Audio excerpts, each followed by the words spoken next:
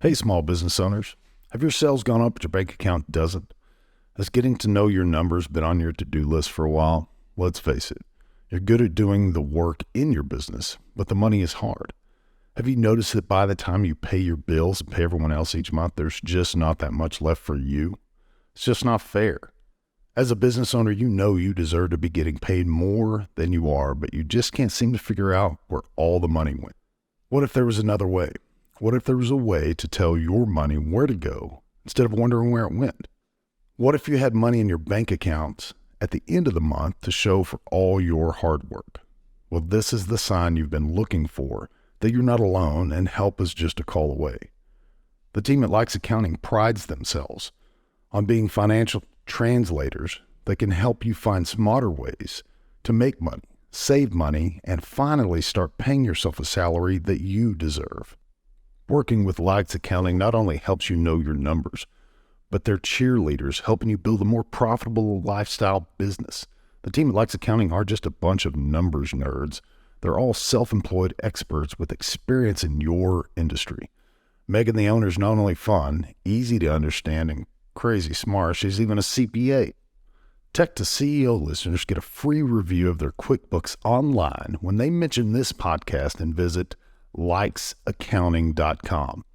Again, get a free review of your financial data when you visit likesaccounting.com and the Tech to CEO podcast.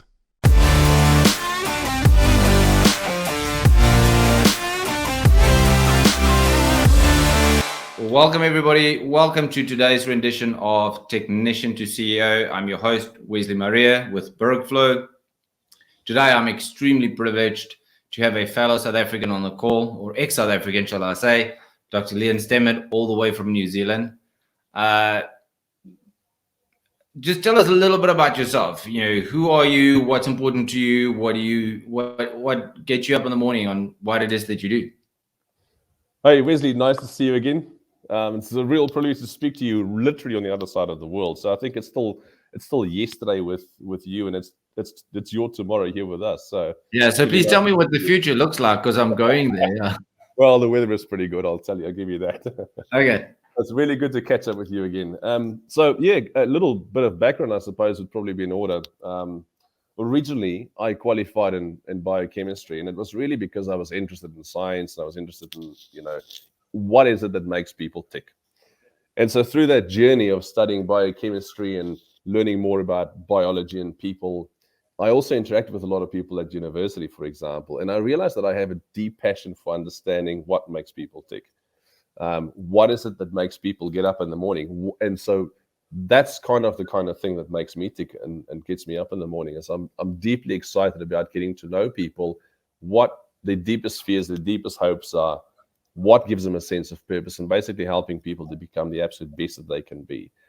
So I think there's a big distinguishing factor there. It's not about helping them to become the best. It's about helping them to become the best that they can possibly be.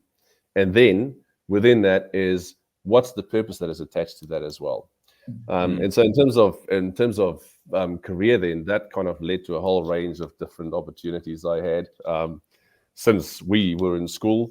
And I think, I've always been sort of drawn towards not so much the what is it that we do, but how do we do it and who do we do it with? So that's always been the drive for me, regardless of what kind of career path I took. And I've just been quite keen on taking different opportunities, and that's opened up more opportunities. And for some reason, I always ended up landing in some kind of a leadership role. I've never applied for them. I've just landed in leadership roles. And we can talk a little bit about what is it. So what is the thing that puts you in a position where people want to put you in a leadership role rather than just applying for a leadership role because that's what you think you should be doing. So life happened, got married. We've got 3 kids. We live in New Zealand, enjoying it. The kids all speak with Kiwi accents. Actually, the youngest one speaks with an American accent because obviously that's what's on TV, right? Yes. And we enjoy living in New Zealand. But as we might speak later on, the work that I do is kind of global because we've got this amazing technology. So I work and interact with people and organizations in all parts of the world. mainly New Zealand, I'd say, because there's still an element of face-to-face. And so what gets me up in the morning is just finding a way that I can make a contribution specifically to help other people make a contribution. So there's a real need, and just to conclude this part is, I always say to people, if I speak to someone and I want to help them through whatever situation that they're going through, it's not so much about helping them, it's about seeing the potential that they can, through that journey, become someone who actually helps someone else as well, whatever that help might be, whether it's to help someone else to provide a better service or to provide a better product or whatever it might be. It's just about helping someone to become the best that they can be in order to serve others as effectively as possible. So be a contributor rather than a drain, for example, on society. So that's a quick summary. Ended up, moving from biochemistry, did a whole bunch of other courses as well. I'd say specialized in stress and resilience as a research area, and that's probably the thing that I'm most known for and most called for is people want to talk to me about stress, coping, resilience. And I just really enjoy that because it tends to be the thing that holds most people back from achieving goals, because they just can't see through the challenge that they're facing right now. So that's really where the whole journey started, and that seems to be the central theme through everything that I do, regardless of where I do it, regardless of who I do it with. There's always this theme of let's help people to find perspective, find meaning, find purpose. So I'm trying to not go down all these wormholes that you're touching. Let's talk a little bit about the tangible side of being a CEO or a business owner. You obviously come across a lot of them, and doing the work that you've done, you kind of touched on it. Is what is it that causes them to go to the next level? What is it that drives them? What is it that prohibits them? What is that fear within themselves that they're facing that says, actually, I can acknowledge that there is a higher level? Because I think internally we've got this urge to say, hey, there must be more. There must be more than this. I don't think we, as humans, were built for complacency. Yeah. I think it's very evident when you speak to CEOs, they have this ever itching itch that never gets scratched. And how do they break through some of those mental barriers around fear? Well, it's a really interesting question, because I'd say, and I don't know how this is maybe manifesting itself in the USA, but one of the things, or the way that's phrased quite often here in the New Zealand setting, is I get a lot of requests, and I'd say more so in the last 5 years than ever before. I had a lot of requests to help people work through what they call imposter syndrome.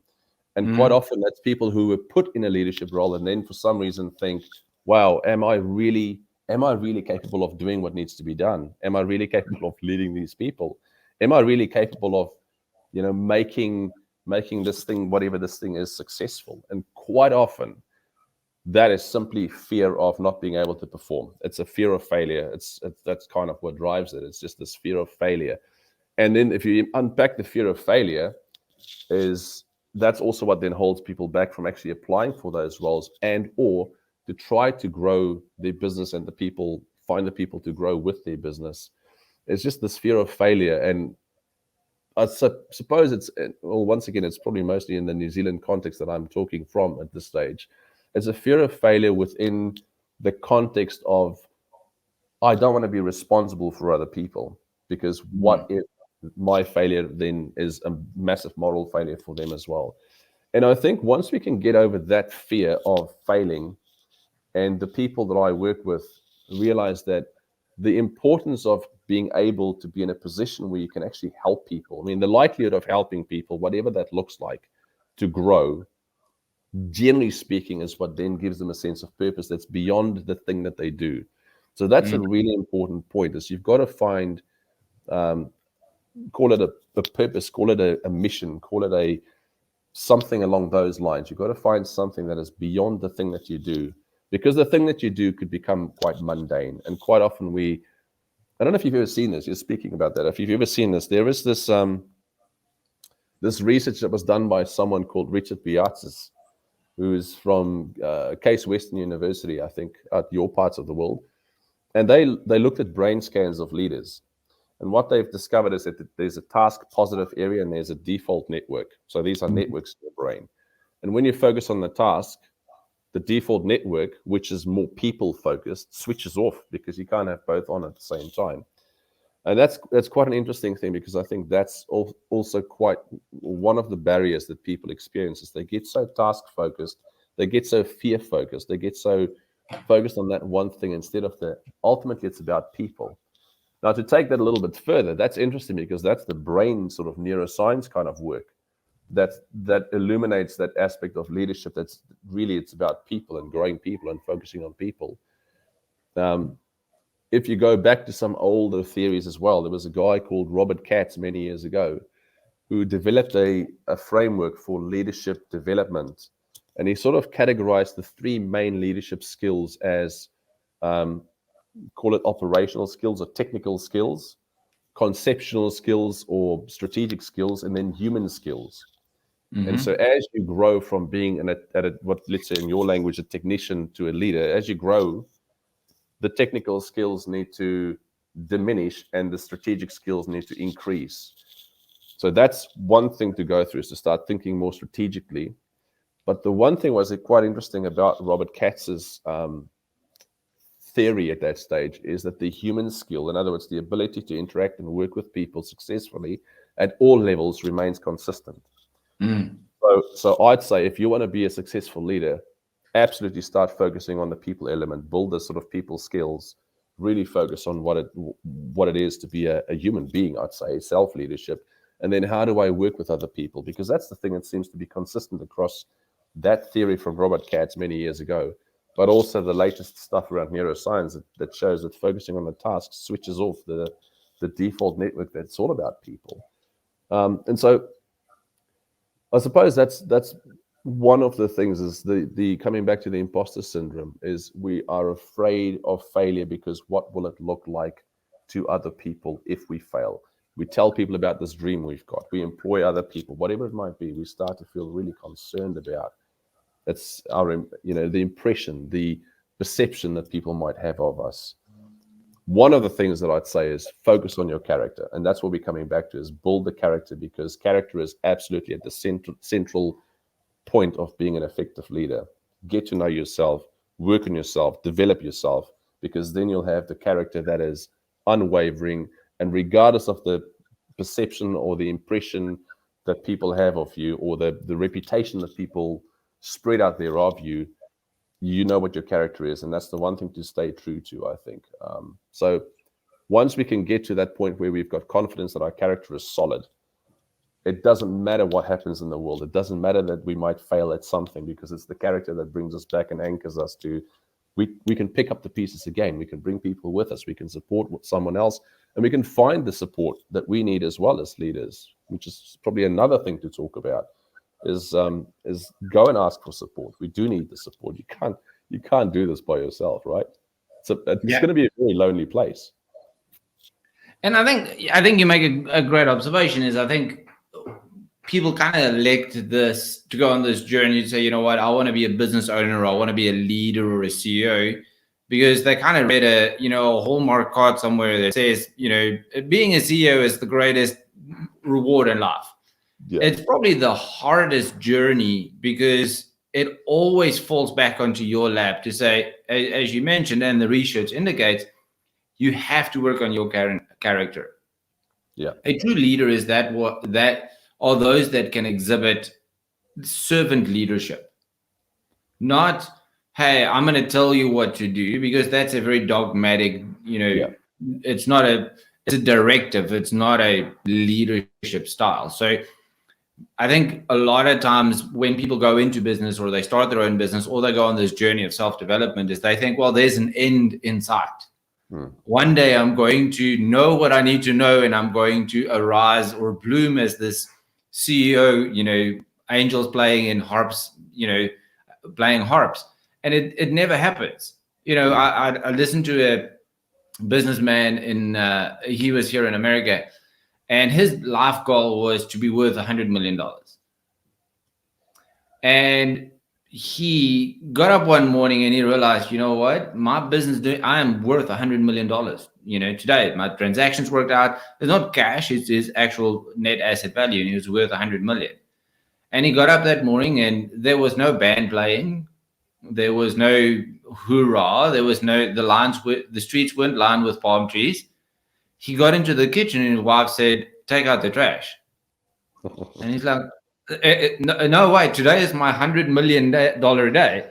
Yeah. Nobody cares about these things that we put out there as these arbitrary goals we want to get to. And one of the things that God's been working in my heart a lot with in the last period is it's the journey, not the destination. So it's where you find yourself in between. It's that constant renewal of the mind. It's the changing the perspective that you have towards what it is that you're doing, because you cannot be goal fixated, because we can't live effectively. What you're doing is you're living in the future. Yeah. Is you're always looking or trying to stretch ahead to say, when this happens, when I have the big office, when I have the title, when I am $100 million worth. Being a CEO is a very lonely journey. Yep.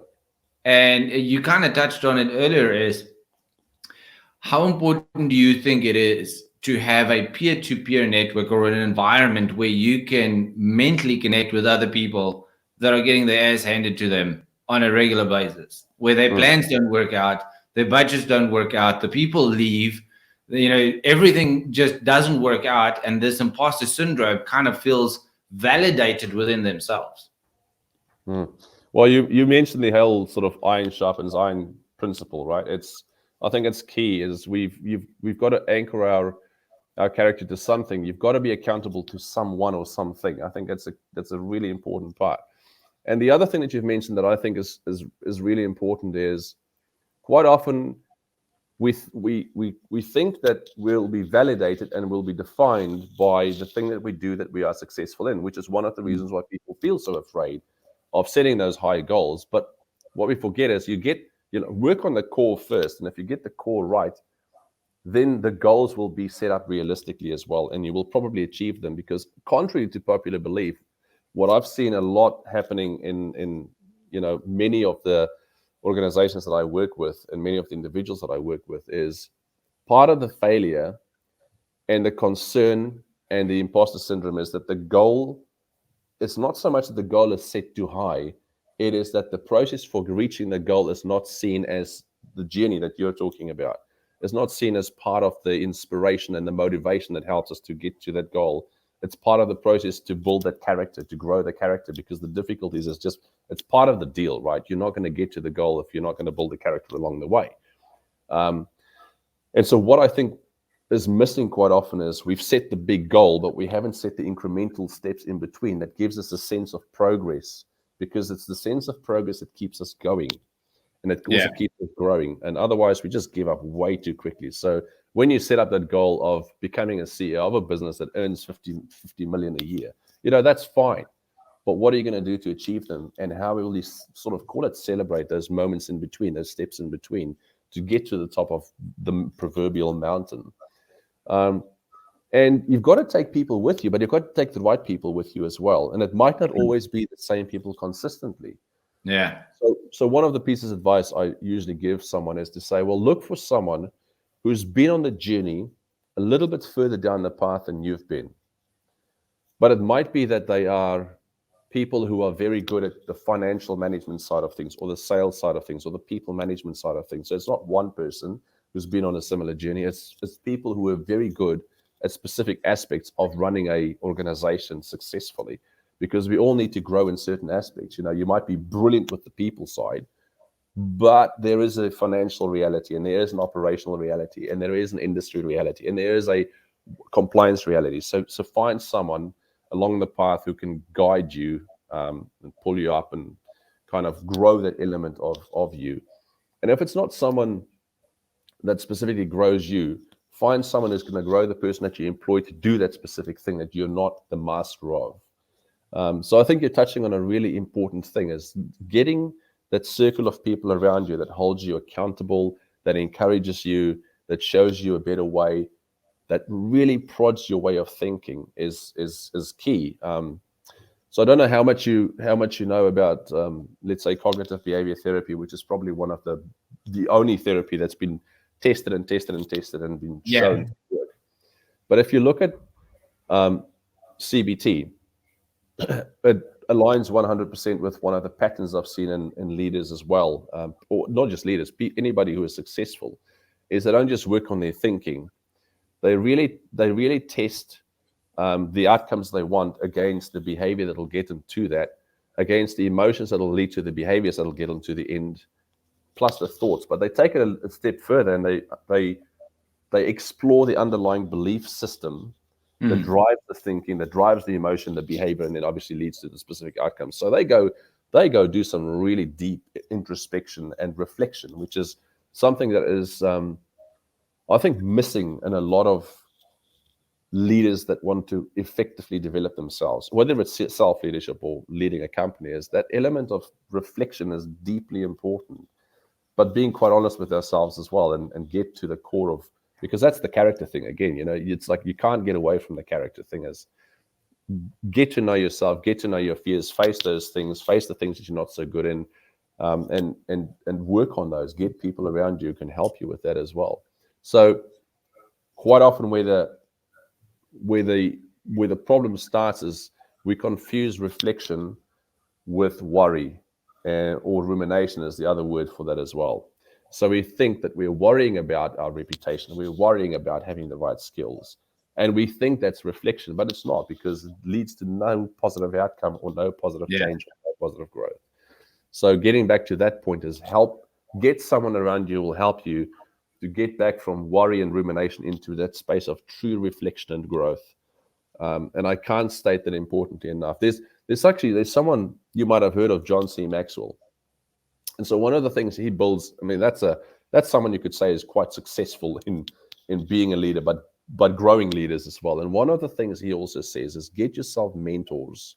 Yes. Who at different times, I think he gives himself sort of a 1 year space, and he gets someone who's outstanding in finance, and he'll get himself to grow within that element.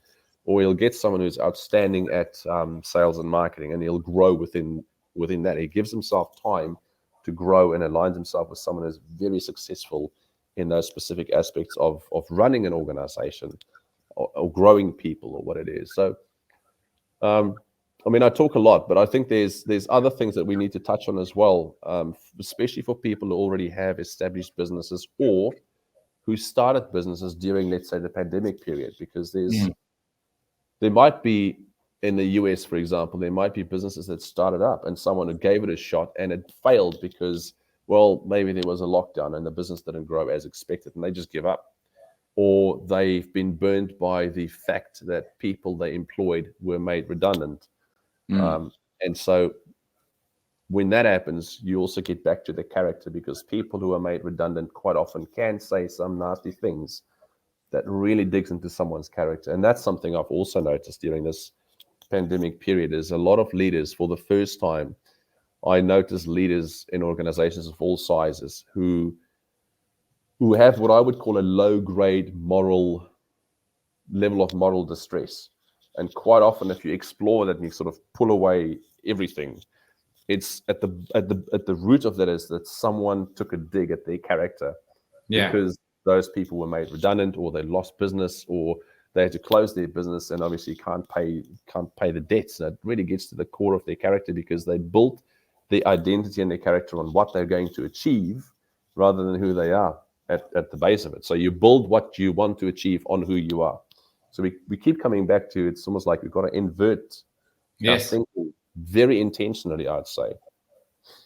Yeah, and I mean, so we I mean, I'm very passionate about CBT, and I do a lot of training around that and helping companies. And one of the things that is really important is, as a business owner, if you start diving, if you start lifting the lid on that a little bit, you can create a position in your company, whether it is a director position, even a CEO title, replacing yourself as CEO. You can go ahead of yourself, design the ask, then go and find somebody that naturally looks like this. Yes. as opposed to saying, well, I'm going to take this ugly duckling and through sheer force make them this beautiful swan. And, that might be just sheer hard-headedness. And I think there's something to be said between commitment and grit on the one side and confusing that with stubbornness on the other side. Yes. And I think that's true when you talk about the insides of people as what you talk about the outsides. So one of the things that comes to mind, and this is very evident in modern day society, is I think because of the consumerism of the general public, we kind of adopt this antidotal approach to anything. Well, if I have this problem, I'll just buy my way out of it. If I have this need in my business, I'll just hire, somebody with a higher skill set. So it's plug and play. When these shoes don't fit, I'll throw them out. I'll buy another one. Amazon will deliver them tomorrow. If this leader doesn't work, it's obviously their failure. It's not mine. So out with the old, in with the new. And we never get to work on ourselves because we're looking for external reasons for internal validation. Yeah. And I think a lot of people, as you said, that's where the model needs to be inverted, is true grit and commitment stems from our ability to work on ourselves. Because you cannot give to others that which you do not have to give unto yourself. Including grace, patience, understanding, commitment, call it whatever you want.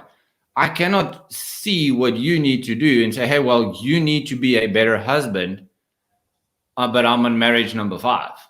That doesn't qualify you as the person that comments about marriage. Yes. That just means like, well, you're the exact reason why I don't want to go down. Very long to learn from a mistake. Yeah. There's a law in Texas apparently, and we met a guy and he's like, well, I have to stay married to this lady. And they said, why? He's like, well, Texas doesn't allow you more than 7 licenses in Texas. Oh, really? So you can only get remarried 7 times. Otherwise you have to go get married in another state. Oh, that's interesting. So the fallacy that I'm going to just learn by doing the same thing over and over and over. If you truly want to become a leader, not only in your own life, but attracting people into your life and into your businesses, you've got to stop and stand still long enough to say, okay, what behavior within me is causing this? Yeah. And if I'm constantly facing the same ceiling, I'm not going to buy myself out of this with another hire or another person. Yeah. Well, I think you raise an important point, and it certainly is something that I talk to people about quite a lot. You don't become a leader of an organization; you become a leader of people.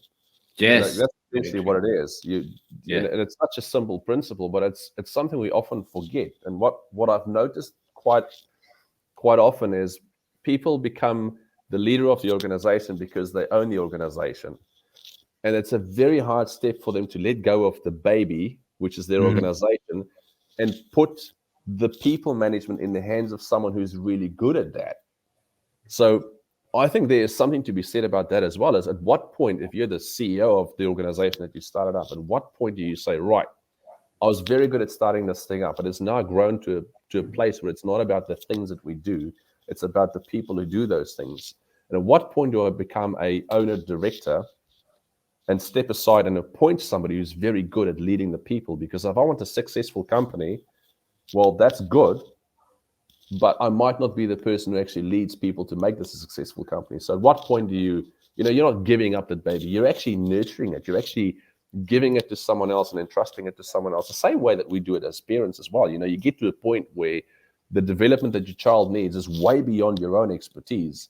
And the most basic important thing you can do for the child then is to say, well, you know what?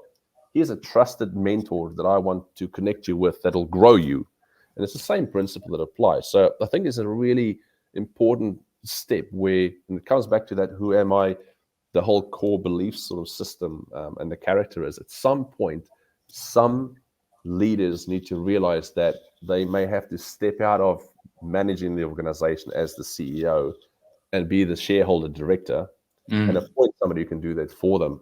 Equally, sometimes you need to appoint someone who can do the hard stuff if you're really good with the people side, because you're going to need someone who can help you to not focus too much on the people side, because, well, that also has its dangers, right? Yes. and you've got to find someone who can kind of, help pull things back together. So one of the things I quite often talk about in change management is the legitimate system and the shadow system, for example. And you need people in both systems. You need someone who can work in the shadow system because that's the creative, bold, dream, blue sky kind of thinking. But that on its own can be quite risky, right? And so people who work in the legitimate system, they are typically your sort of accounting, law type people who like the procedural stuff. And I suppose it comes back to being the CEO of that organization is your biggest role becomes putting the right people in the right positions for the right reasons to do the right things. So that's a big sentence, but you've got to know people. And so we get back to that whole sort of, the understanding human beings is key to being successful as a leader. You got to know yourself as a human being first and foremost. Who are you? What's your character, and so forth. If you get very angry with people under certain circumstances when they make a mistake, that's an honest mistake. Well, work on that, or find someone who can step in and be like a buffer between you and the people. Because I've seen that backfire quite badly as well. If someone, like, they're very nice when things go well, but when things go bad, it burns the people that they entrusted to build the company for them.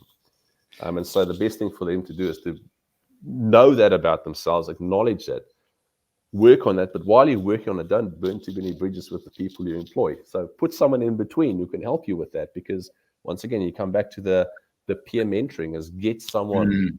They don't have to be all CEOs, but it could be someone that you spot that's a real talent. You go and find them and bring them into your organization to make those things happen.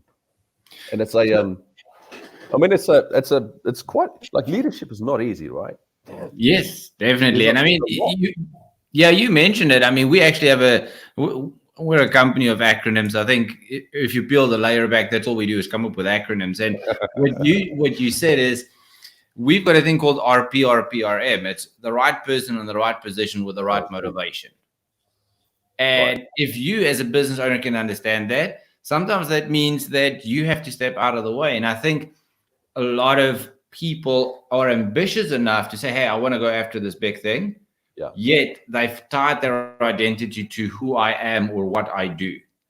Yes. And so they never get to truly experience or express freedom of self or identity because they have an adopted identity. So going back to the original statement that you mentioned around the imposter syndrome is, well, if this is who I am, I can't now go and tell people that this is who I am. Yeah. So I'm just going to sit like the lid on everything in my business or in my life or in my relationship or even on my kids, everything around me, because it'll potentially expose the imposter that I've successfully done, for the last 20, 30 years. And I think there's something to be said with knowing yourself. I think a lot of people, it's easy for us to look at our company and say, that's wrong, that's wrong, that's wrong. But if, tying it back into the culture and the what is it that you're actually building? What is it why are you doing what you're doing? And if you don't have clarity around that as an individual, you'll never do the work on working on yourself. You'll never do the work on working on other people, because if I do that, I'm going to expose my imposter syndrome. So it's the old magic trick, keep them busy over here while I'm really doing stuff over here. So if I keep looking for mistakes elsewhere, and last thought from me before I'll hand it back to you is, you mentioned the pandemic, and a lot of people started businesses in the pandemic. And I think what you're saying is 100% correct, is a lot of people, their self-confidence or their self-worth took a dent because somebody took a jab at their character. But the other thing is also true, specifically in the American market, the federal government pumped so much cash into the economy here. It was easy for anybody. I mean, you could start a business tonight. I would come to your house and I'd brush the leaves on your tree and it'll turn into a business because people had so much disposable income. Yeah. Now, when the tides are turning a little bit and, the money needs to go start flowing back, all of a sudden those guys who started business, it's not that profitable anymore. It's not that. So again, I think there's variances of things that you're facing in the market. There was this influx, and there's the saying, when the tide when the tide comes in, all the ships rise. But when the tide goes out, we're going to see who's been swimming naked. And then you realize, hey, when the cash is flash, everybody's going to look like they're doing business and they're good at doing business. But only the leaders that have truly worked on themselves are going to build a recession-proof, for a lack of a better phrase, a recession-proof business or a recession-proof life. I agree. And I think, if you think, that sort of, the leader rises with the tides and falls with the tides as well. But the one thing, once again, so the question is, what anchors that leader, whether the tide goes up or down? And we come back to the character question as well. And I think there's something really important to probably keep coming back to, and it is the building a strong character is really important, I think. The second thing that's important is recognize that thing is also important for other people. So the people that you're working with, the suppliers that you bring in. So depending on the structure of your organization, I mean, many organizations prefer to employ people. Some organizations prefer to contract things out to suppliers. But once you understand your character, you very quickly also recognize who you would want to work with.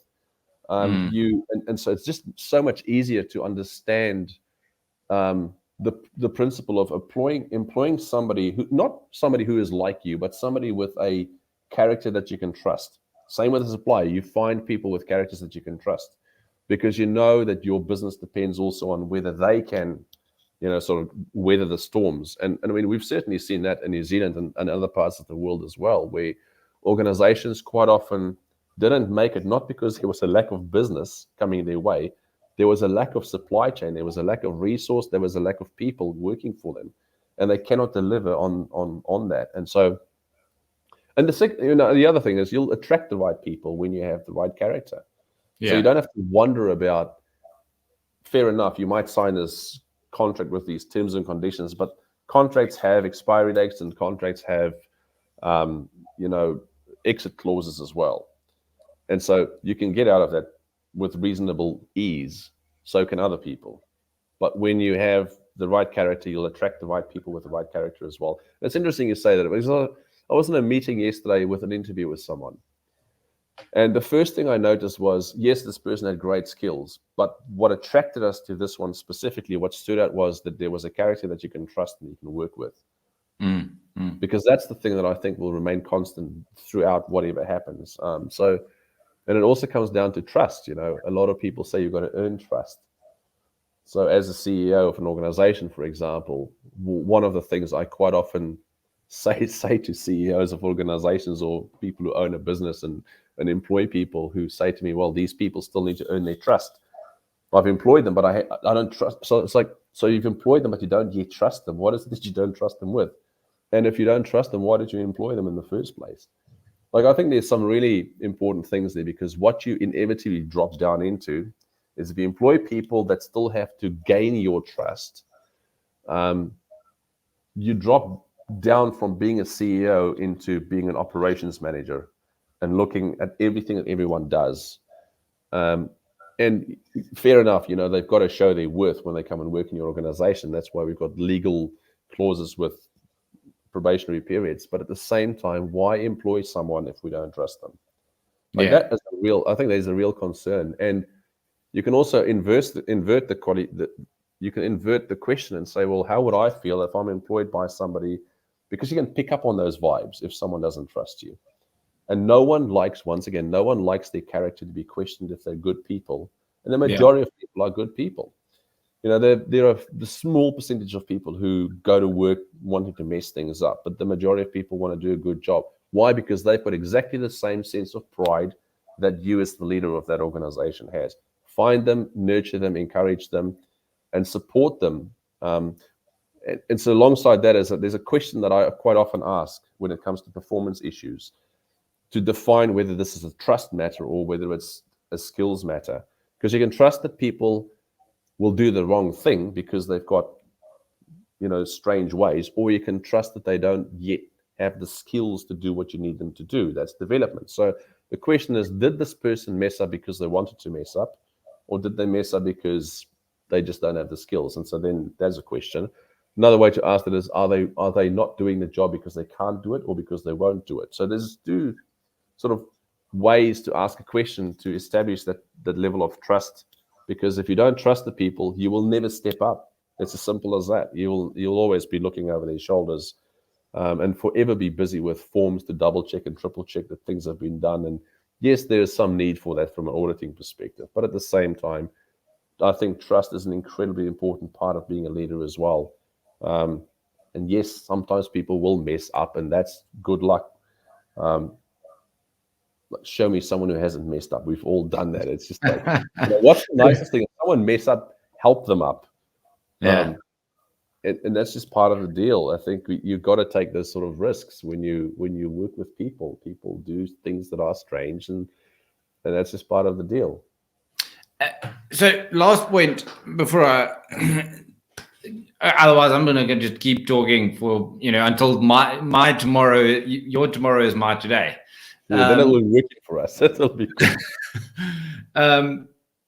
If you look at the Eisenhower model, I think a lot of, that talks about urgent and important. I think a lot of business owners find themselves held captive by the urgent and important, because they've taught themselves and the environment around them that we should only be reactive.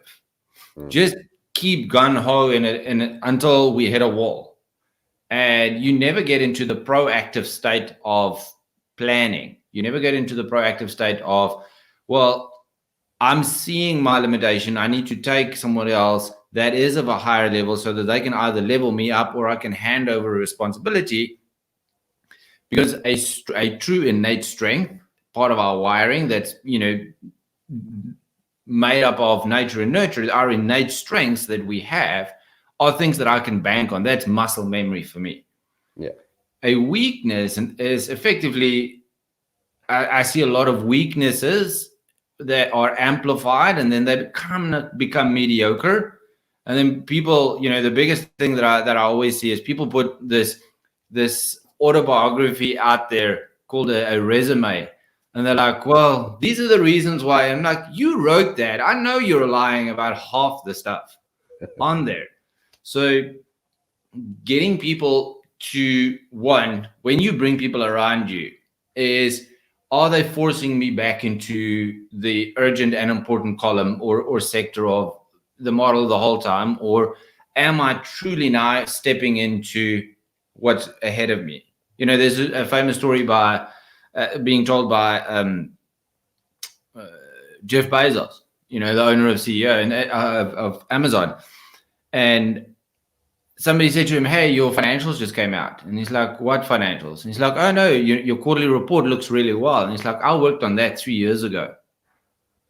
The work that you see today in the market is what I worked on 3 years ago. What I'm working on today is 3 years in the future. And I think that, for me, irrespective what people's opinion are about anybody, is if a true leader is somebody that works for the future, they look ahead and they say, well, what's the business going to need further down the line? Not when the tide is rising, not when the tide is going out.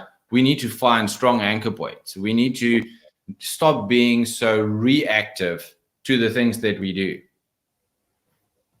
I think and so what you're touching on is this whole, confusion sometimes about being hands-in versus hands-on. Yeah.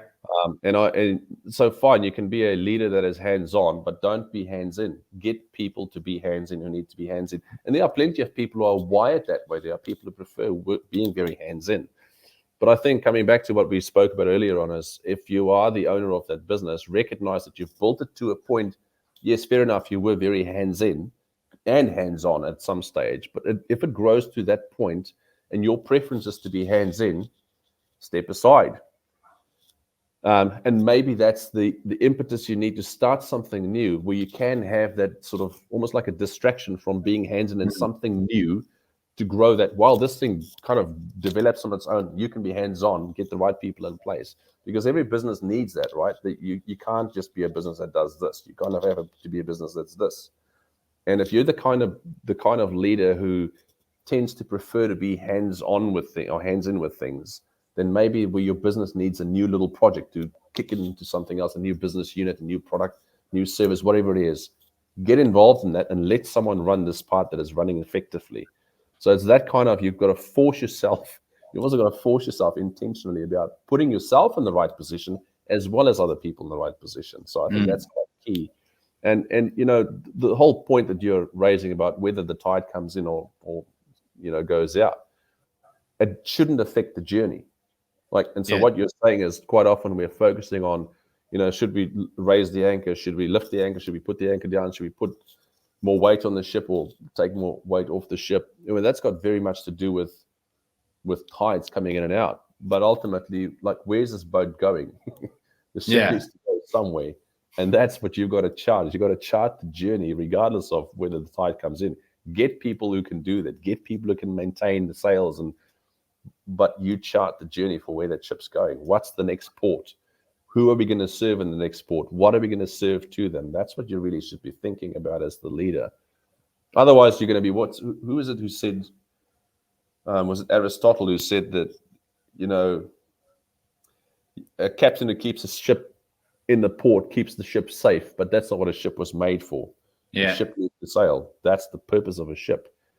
And you can sort of say, well, fair enough. These days, there's a lot of compliance and bureaucracy that we've got to also maintain within our businesses. But you don't have to do that as the leader. You can get someone who can do that for you.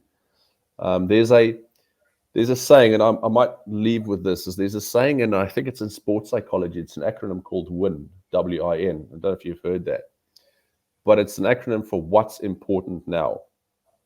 And so if rest is important now, rest. If focus on the plan is important now, focus on the plan. If you have to dig in and sort of, pull your weight when you've got to do something with the business because you've got to help it out of a difficult situation, then do that, because the question is what's important now. And then, when you get through that hump or the tide goes out and you can sort of raise the sails again, then start focusing on what's the next thing that we're going to do. And quite often that is, I think, where a lot of businesses and business owners do fail. They're watching the tide so closely, but the tide just affects you if you stay where you are. Yeah. If you move to where you need to move to and think about, how do I make this a sustainable business regardless of what happens in the market? I think that's really where leaders should be focusing. And if you don't have that capacity, then find someone who can help you with that.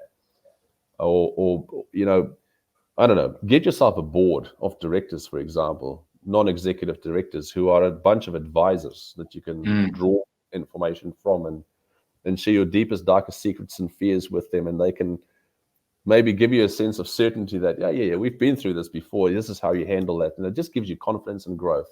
And then once you've grown, very importantly, is start to sow back into someone else, grow someone else, because I think there is, this whole sense of altruism and contribution is an incredibly powerful motivator that keeps people going, and it holds you accountable as a leader. So as soon as you agree to mentor or coach someone else who's up and coming, then you have an enormous amount of accountability to maintain your character. Anyone who's a parent will probably know that as soon as that baby is born, you go, wow, man, now I've got some real skin in the game. Like I've got it. Now I'm responsible now, right? And I've got to live my life in a certain way because they're going to pull you up when you do the wrong thing. Yes, absolutely. Being accountable and responsible to someone else is an incredibly powerful way to grow your character as well. And you never know, that might be the next person who brings business to you, who thanks you in public, whatever it might be. I think there's some true value in even if it's just an emotional reward for making a contribution to someone else once you've achieved something. And that's why you see with a lot of people who are very successful, they tend to do that. So my challenge to people is, why don't you start doing that before you reach the point where you think you're successful enough to do that thing for someone else? Because you are more successful and further along the journey than someone else already, whether you like it or not.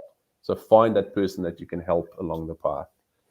I think that's just good character building. Once again, it's the one thing I think that we we've talked about probably most during this podcast is character. I just think it's such an important thing, and I've seen it. You know, I work a lot with resilience and stress and all that kind of stuff, and character always comes up. So I'm deeply passionate about that as well. I want to respect your time, Dr. Stemmet. I truly appreciate you making the time to be here. I've got one little last thing is the tide only affects those coming in and out of the harbor. The guys out at sea, they don't care about the tide.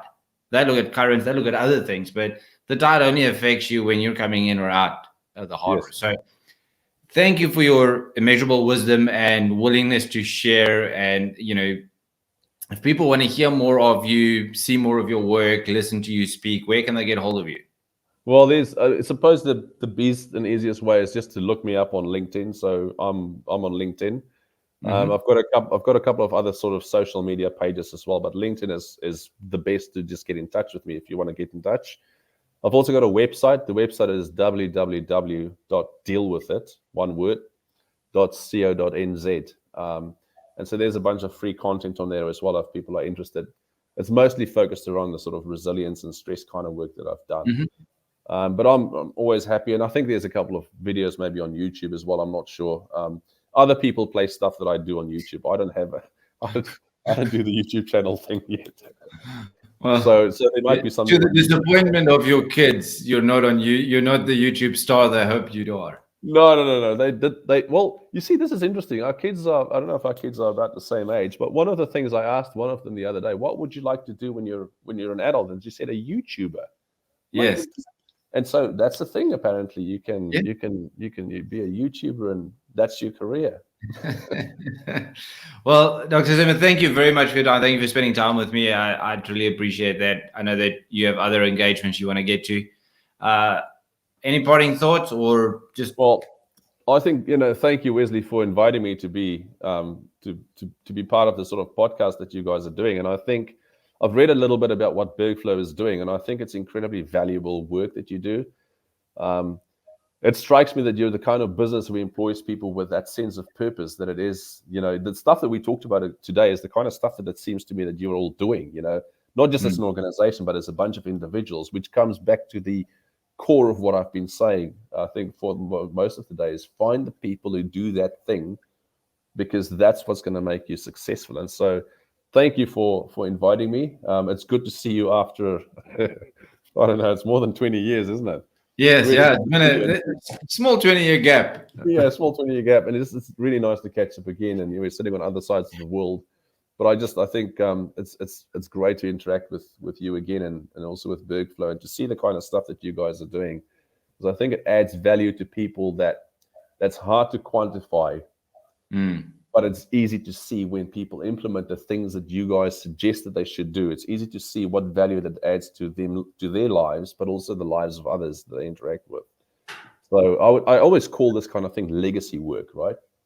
So legacy work is important work. It's probably the most important work. So fine, build your business. That's great. But what does it leave behind when the business is not there anymore? That's the legacy stuff. It's a intergenerational thing. And I'll leave you with one thought, right? So if you know 1,000 people in this world, and each of them know 1,000 people, and each of them know 1,000 people, then you have the potential to influence 1/8 of the population of this globe in your lifetime. So wow. So that's incredible if you think about it. You just need to influence 1,000 people in your lifetime positively.